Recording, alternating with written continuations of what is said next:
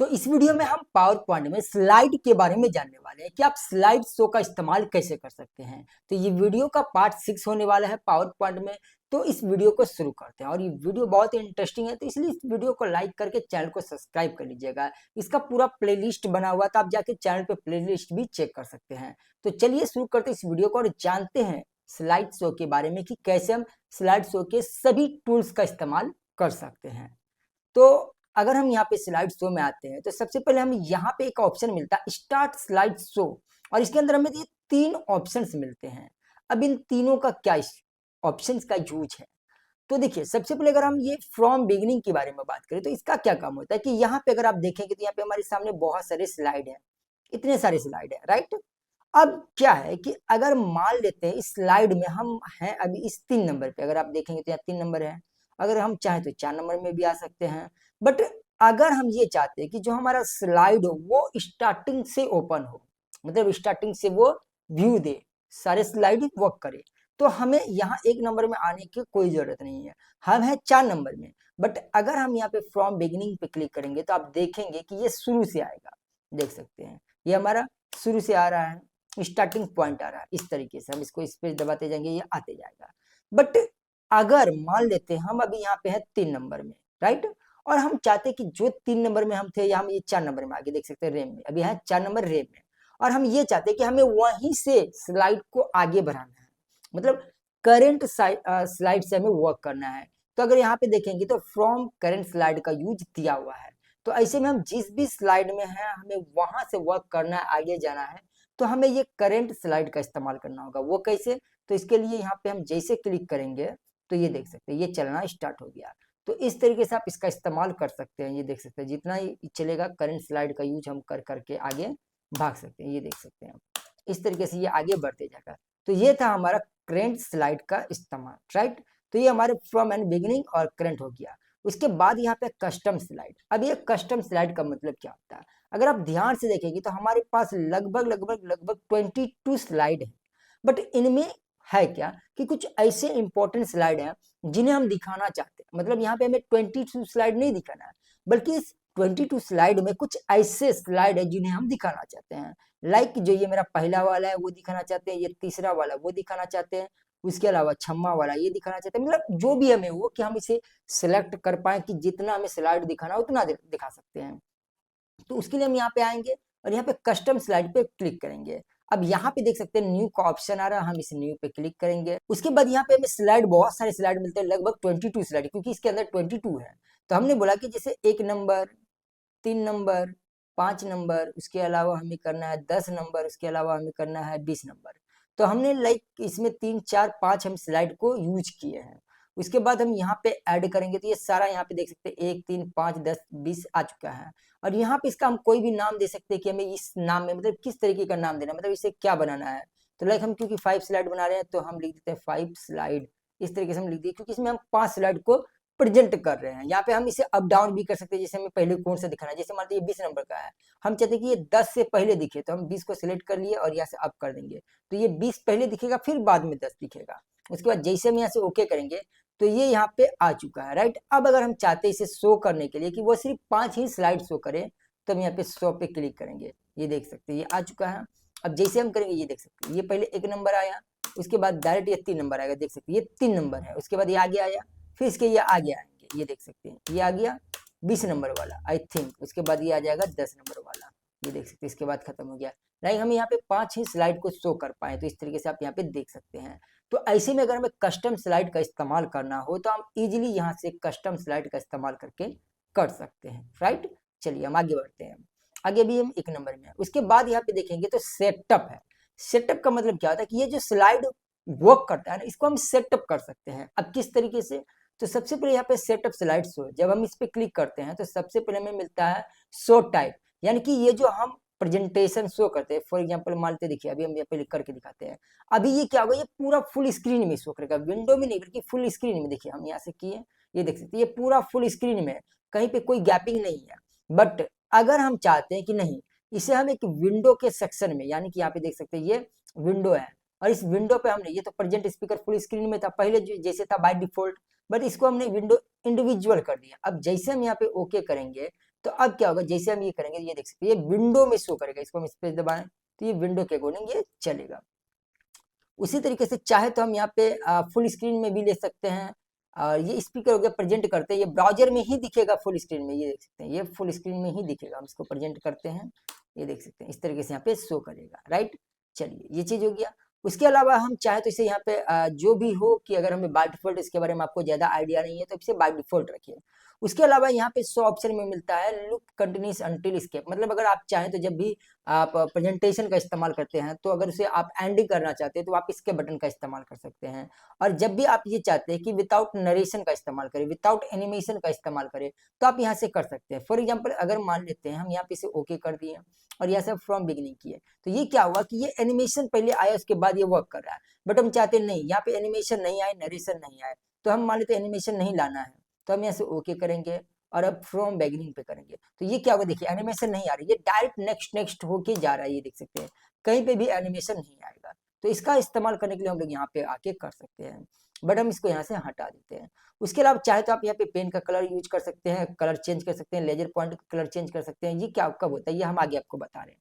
उसके बाद slide show, यहाँ पे आप कौन सा स्लाइड शो करवाना चाहते हैं, जैसे यहाँ पे हम दिए हुए ना सेम चीज अभी जो आपको यहाँ पे हम बताए थे कस्टम स्लाइड में, कि हम यहाँ पे फ्रॉम पे करेंगे तो कितना से कितना स्लाइड हमें शो करवाना है, तो वो चीज करवा सकते हैं। या फिर अगर ये नहीं करवाना तो यहाँ पे हम कस्टम में आएंगे, कस्टम में आने के बाद ये जो हमने पहले से स्लाइड 5 स्लाइड यूज किए थे वो है, तो हम उसका भी इस्तेमाल कर सकते हैं। तो ये चीज है। उसके बाद एडवांस स्लाइड है कि आप मैनुअली करना चाहते हैं कि टाइम के अकॉर्डिंग या प्रेजेंट टाइम में जो भी है, तो ये बाय डिफॉल्ट ऐसा ही रहने दे, यहाँ पे ऑटोमेटिक ऐसे ऑटोमेटिक रहने दे। तो ये चीज आप यहाँ पे इसको यूज कर सकते हैं। तो इस तरीके से यूज करने के बाद आप जैसे ओके करेंगे तो ये एक्चुअल में वर्क करने लगेगा। और जैसे यहाँ पे हम करेंगे तो ये आपको जो बताए थे, यहाँ पे हम पेन का इस्तेमाल कर सकते हैं, जूम इन जूम आउट ये सब हम नेक्स्ट कर सकते हैं, ये देख सकते हैं। यहीं से हम ये सारा चीज का यूज कर सकते हैं। जैसे एरो का ऑप्शन यूज करना है तो यहाँ से हम कर सकते हैं, विजुअल हिडन ऑटोमेटिक जो भी यूज करना है, यहाँ पे स्क्रीन वगैरह देख सकते हैं।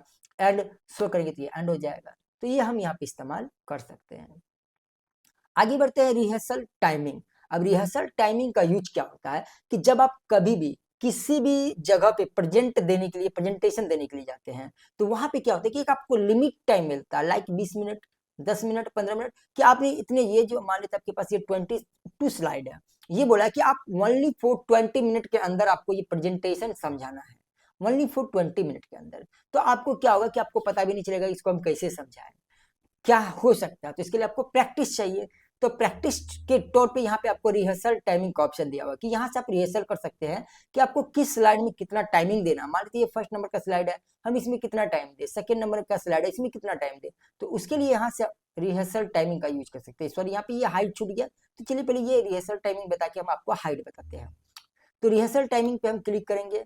अब यहाँ पे ये देख सकते हैं, ये जो है ये है कि आप जिस भी स्लाइड में है उसका ये टाइमिंग बता रहा है, और ये है कि टोटल टाइमिंग। जैसे मान लेते इस स्लाइड में अभी हम कितना 8 सेकंड दिए, फिर से ये बढ़ाएंगे, फिर बढ़ाएंगे, फिर बढ़ाएंगे, तो ये टोटल टाइमिंग हमने यहाँ पे 13 दिए। फिर जैसे नेक्स्ट करेंगे ये गायब हो जाएगा, ये सेकंड स्लाइड का जाएगा। अब हम सेकंड स्लाइड में कितना टाइमिंग यूज करें वो, और ये साइड में जो आ रही है पूरे का टाइम, मतलब हम जितने भी स्टार्टिंग से लेके एंडिंग तक में कितने टाइम दे रहे हैं वो शो करेगा। तो जैसे हम इसमें आ गया, फिर नेक्स्ट में, तो हम नेक्स्ट में मान लेते 2 सेकंड से 3 सेकंड दिए, फिर नेक्स्ट में आए। अब नेक्स्ट में हम मान लेते यहाँ पे आए, इसमें भी हम लगभग 3, 4, 5, ये 5 सेकंड देके हम नेक्स्ट जाएंगे।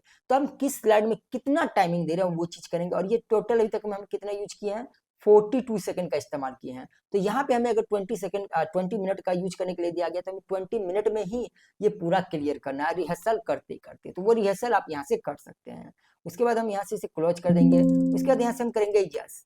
यस करने के बाद ये हम अब यहाँ पे शो करेगा। अब यहाँ पे आपको टाइमिंग का पता नहीं चला कि हम किस में कितना टाइमिंग दिए, तो इसके लिए हम यहाँ पे आएंगे व्यू में और स्लाइडर शॉर्टर में आएंगे, और यहाँ पे देख सकते हैं कि हमने इसमें 15 मिनट दिए, इसमें 3 सेकंड दिए, सॉरी इसमें 15 सेकंड दिए, इसमें 3 सेकंड दिए, इसमें 12 सेकंड दिए, इसमें 1, इसमें 3, और आगे हम गए नहीं थे।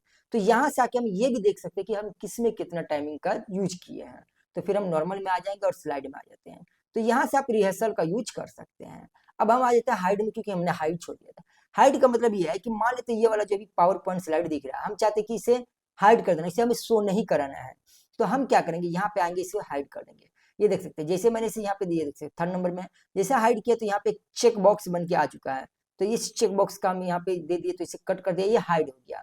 और चाहते हैं कि हमें ये जैसे मान लेते कि हम यहाँ पे आए और 4 नंबर भी नहीं दिखाना चाहते हैं, तो इसको भी यहाँ से हम हाइड कर देते हैं। तो ये दोनों मेरा हाइड हो चुका है। अब जैसे हम 1 नंबर में आएंगे तो यहाँ से आते हैं फ्रॉम बिगिनिंग पे।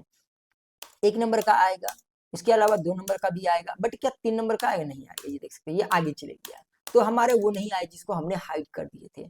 तो फिर से आएंगे यहीं पे और इसी पे हम क्लिक करेंगे, इसको यहाँ से कर देंगे अनहाइड हो जाएगा। बस इस पे इसको सिलेक्ट करेंगे, ये अनहाइड हो जाएगा। तो इसका इस्तेमाल हम हाइड अनहाइड के लिए कर सकते हैं। मतलब होता क्या है कि जब हम बहुत सारे प्रेजेंटेशन बनाते हैं और इसमें कुछ चीजें ऐसे लगता है जिसे हमें ये शो नहीं करवाना है, तो वैसे केसेस में इसे तो हम डिलीट कर नहीं सकते हैं। तो वैसे सिचुएशन में हमें इसे हाइड कर देना चाहिए ताकि बाकी जो प्रेजेंटेशन है उसको हम इजिली समझा सके। तो इसके लिए हम यहाँ पे हाइड स्लाइड का यूज करते हैं। उसके बाद यहाँ पे रिकॉर्डिंग है, यहाँ से हम रिकॉर्ड कर सकते हैं। रिकॉर्ड का मतलब ये हो गया जैसे मानते हैं फ्रॉम बिगिनिंग करंट, हम जिस स्लाइड से इसे रिकॉर्डिंग करना चाहते हैं उसके लिए हम इसका इस्तेमाल करेंगे। जैसे मानते हैं बिगिनिंग, तो हम फर्स्ट में आ गया। यहाँ पे आने के बाद हमारे सामने देख सकते हैं सबसे पहले तो ये रिप्ले, क्योंकि हम इसका यूज किए थे। मान लेते हैं हम सेकंड में आ जाते हैं, ये वाला, थर्ड वाला, फोर्थ वाला। इसको हम एक रिकॉर्डिंग के तौर पे दिखाना चाहते हैं। तो यहाँ पे हमारा वीडियो भी आ रहा है, यहाँ पे हमें कलर वगैरह आ रहा है, यहाँ पे हम ये सारा काम कर सकते हैं। उसके अलावा जैसे हम यहाँ पे रिकॉर्ड का यूज करेंगे तो ये रिकॉर्डिंग होना शुरू हो जाएगा। तो देखिए यहाँ पे हमने रिकॉर्डिंग शुरू कर दिया। अब ये 1 2 3 के फॉर्मेट में आएंगे और ये रिकॉर्डिंग होना शुरू हो गया। इस तरीके से अब यहाँ पे मान लेते हैं हम ये पेन ले लिया। अब इस पेन का इस्तेमाल किया, किसी भी चीज के बारे में अगर हम समझाएंगे तो इसका इस्तेमाल हम इस तरीके से कर सकते हैं कि हमें क्या समझाना है, क्या लिखना है, ये सब हम यहाँ से कर सकते हैं। उसके अलावा यहाँ पे अगर हमें लग रहा है कि ये कंप्लीट हो चुका है तो हम इसे यहाँ से कर देते हैं स्टॉप। और स्टॉप करने के बाद जैसे हम इसे रिप्ले करेंगे तो ये सेम चीज यहाँ पे शो करने लगेगा। तो इस तरीके से यहाँ पे ये शो करेगा। जस्ट वेट कर लेते हैं, हमने थोड़ा टाइम, क्योंकि हम इसमें कुछ टाइम वेट किए थे। ये देख सकते हैं, ये हमें शो करने लगा। अब इसके अंदर ये रिकॉर्डिंग होना शुरू हो गया था। तो अब यहाँ पे कुछ ये लाइनिंग वर्क करेगा कि हम यहाँ से पेन टूल का इस्तेमाल किए थे। ये देख सकते हैं पेन टूल का इस्तेमाल कर रहा है, तो यहाँ से कर सकते हैं। उसके बाद स्टॉप कर देंगे। यहाँ से स्टॉप होने के बाद इसे कर देते हैं क्लोज और यहाँ से कर देते हैं क्लियर रिकॉर्डिंग और क्लियर रिकॉर्डिंग। यहाँ पे हम करंट टाइम में, ऑल टाइम में, जिसे भी करना था हम यहाँ से कर देते हैं। उसके बाद यहाँ से क्लोज कर देंगे, ये हमारी रिकॉर्डिंग गायब हो चुका है। तो यहाँ पे हम रिकॉर्डिंग भी कर सकते हैं, रिहर्सल के टाइम की हमें रिकॉर्डिंग करके भी रख सकते हैं हम। उसके बाद प्ले नरेशन, यूज टाइमिंग और शो मीडिया कंट्रोल, इन सब का भी इस्तेमाल सेम इसी में होता है। रिकॉर्डिंग करते टाइम हम इसका इस्तेमाल कर सकते हैं। बट अभी यूज टाइमिंग का क्या यूज होता है कि जैसे मान लेते हैं हम किसमें कितना टाइमिंग दे रहे हैं। मान लेते हैं कि इसका जब एनिमेशन में आते हैं तो ये जो यूज टाइमिंग पे अगर मेरा ये सेलेक्टेड होता है तो एनिमेशन में जो भी हम यहाँ पे यूज किए थे वो हमें यहाँ पे शो करेगा। जैसे मान लेते हैं हम यहाँ पे आ गए फर्स्ट नंबर में, अब यहाँ पे आइए सेंट्रल प्रोसेसिंग यूनिट में, तो इसमें हम 25 सेकंड का यूज किए थे। जिसमें हम जितना टाइमिंग देते हैं वो चीज यहाँ पे हमें ड्यूरेशन में शो करने लगता है। तो इसका हम यहाँ पे इस्तेमाल कर सकते हैं। उसके बाद लास्ट में हम मॉनिटर का ऑप्शन। मॉनिटर में सबसे पहले मॉनिटर है। अब इसमें क्या होता है कि यहाँ से हमें ऑटोमेटिक और प्राइमरी मॉनिटर आता है, यहाँ से हम रेजुलेशन सेट कर सकते हैं। तो क्योंकि ये 2019 का है तो इसमें ऑटोमेटिक और प्राइमरी दिया हुआ है, तो हमें यहाँ पे ऑटोमेटिक ही रेजुलेशन को सिलेक्ट करना है जो बेस्ट रहता है। लेकिन अगर आप 2007 या 2010 के आई थिंक चला रहे हैं तो इसमें आपको बहुत सारे रेजुलेशन देंगे, जिसमें कि 9020x1200, इस तरीके से आपको बहुत सारे स्लाइड का रेजुलेशन मिलेंगे। तो वो वहाँ पे आप सेट भी कर सकते हैं। बट मेरी माने तो यहाँ पे इसे आप ऑटोमेटिक रहने दें। यूज जो कि प्रेजेंटेशन व्यू, या से हम प्रेजेंटेशन व्यू भी देख सकते हैं यूज करते टाइम। तो इसका इस्तेमाल आप यहाँ से इजीली कर सकते हैं, स्लाइड शो का इस्तेमाल। तो आई होप कि आपको स्लाइड शो के बारे में कंप्लीट समझ में आया होगा कि आप स्लाइड शो का इस्तेमाल कैसे कर सकते हैं। तो इस वीडियो को लाइक कीजिए, अपने दोस्तों के साथ शेयर कीजिए। और अगर आप इस वीडियो में पूरा देखना चाहते हैं, home menu, shirt menu, designing, transition, animation, तो आप पूरा प्लेलिस्ट देख सकते हैं। पावर पॉइंट का हमने पूरा प्लेलिस्ट बना के रख दिए हैं, तो आप इजीली जाके देख सकते हैं। चलिए मिलते हैं नेक्स्ट वीडियो।